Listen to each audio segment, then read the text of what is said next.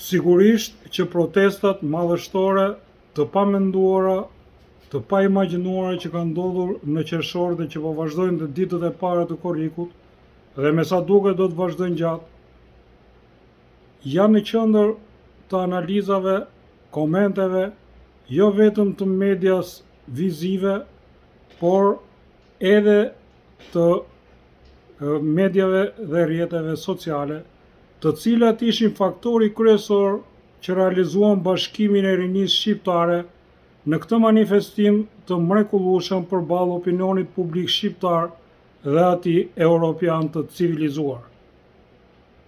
Por pyetja që shtrohet me të drejtë është, a ja ka vlerëtur dhe a po rritet apo po ulet efektiviteti i këtyre protestave? Sigurisht, pa diskutim, që ja ka vlerëtur në të gjitha dimensionet e saj. Është një diçka e mrekullueshme, e pamendueshme që po ndodh dhe që akoma nuk po e besojmë se si po realizohet. Po pse ja ka vlerëtur? Së pari, shpëtoi ose ka filluar rruga për shpëtimin e Shqipërisë nga tradhtari më i madh i të gjitha kohërave në historinë e këtij vendi dhe që quhet Edi Rama. Imagjinoni Hamzain kur nuk kishte YouTube, nuk kishte internet, nuk kishte telefona dhe ai sot e pas 600 vjetësh kujtohet si tradhtar i kombit. Imagjinoni Edi Ramën, i cili do kujtohet mbas qindra vitesh, i fiksuar në celuloid, në qindra dhe mijëra telefona celular të pjesëmarrësve në protestë, si e të ndjekësve të tjerë, më saktë të rreth 10 milion shqiptarëve në çdo cep të botës. Së dyti, protesta nderoi Shqipërinë, nderoi kombin dhe shoqërinë shqiptare përballë opinionit publik evropian. Tashmë, të rinjtë evropian i shikojnë të rinjtë shqiptar me admirim. Këta po bëjnë atë që as ata nuk e bëjnë dot për momentin. Së treti, protesta tregoi kalbusirën dhe planin e rrezikshëm, të cilin ne si analistë e dinim, por tashmë është bërë e qartë për masën e gjerë të njerëzve, të shqiptarëve të ndershëm, të cilët kanë vendosur që ta ndërtojnë jetën e tyre në këtë vend me punë të ndershme, me djersën e ballit.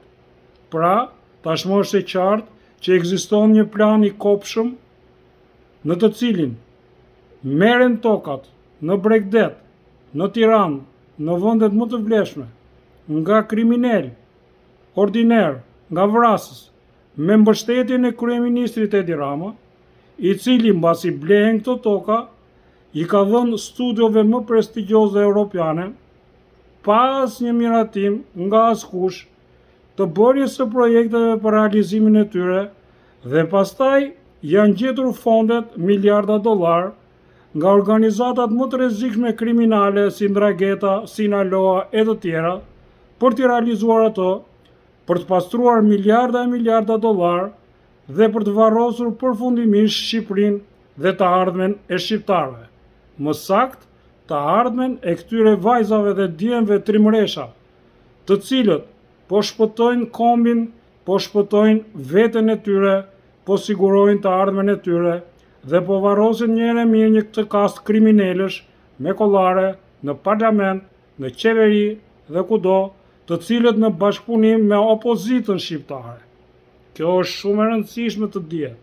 Dhe në bashkëpunim me organizatat më të rrezikshme kriminale, brenda dhe jashtë vendit, donin të realizonin edhe një herë varrosjen e Shqipërisë, varrosjen e të ardhmen e saj, por arkivoli, siç doli dhe në protestë, ndoshta i tepruar, por me të drejtë, sepse njerëzve i ka ardhur në majtë të hundës dhe nuk durojnë dot më, dhe kazanët e plerave do shërbëjnë si vendi i fundit ku do të rehatohet Edi Rama me të gjithë bandën e tij kriminale, të vjetzve, ish ministra, deputet, ish deputet, kryetar bashkisë dhe ish kryetar bashkisë, të cilët në bashkëpunim të plot, me një plan të mirëfillt dhe të mirë menduar, kanë vepruar si një bandë kriminale, duke vënë në rrezik, siç e thash edhe një herë, të ardhmen e Shqipërisë. Gjithashtu, kjo protestja ka vlerëtur për faktin sepse bëri me vete, jo vetëm të rinj, krijoi një standard të ri në shoqërinë shqiptare, e cila sigurisht me kalimin e kohës shpejt do të tërheqë edhe shtresat e tjera të popullsisë, të cilat janë të përgjumura ose nën efektin e militantizmit partijak. Është e sigurt që shumë prindër, motra dhe vëllezër të pjesëmarrësve të këtyre protestave do të bashkohen me ta. Si do të realizohet shëmbja e këtij regjimi? Sigurisht me votë. Por çdo gjë duhet bërë hap pas hapi. Krijimi i një asambleje kombëtare me 300 apo 150 pjesëmarrës është hapi i parë.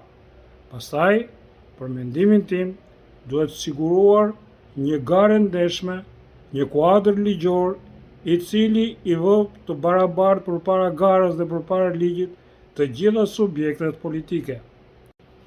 Të gjitha djemë dhe vajza të mrekullueshëm, të cilët kanë marrë përsipër të shpëtojnë atë dheun, duhet të jenë të ndërgjegjshëm, shumë të ndërgjegjshëm, se lufta do të jetë shumë e gjatë dhe shumë e vështirë, pasi këta kanë me vete bandat dhe miliarda dollar nga mbrapa, të cilët do t'i përdorin në çdo mënyrë për të shpëtuar veten, për të shpëtuar pasuritë maramëndse të vjedhura këtij populli në 36 vjet.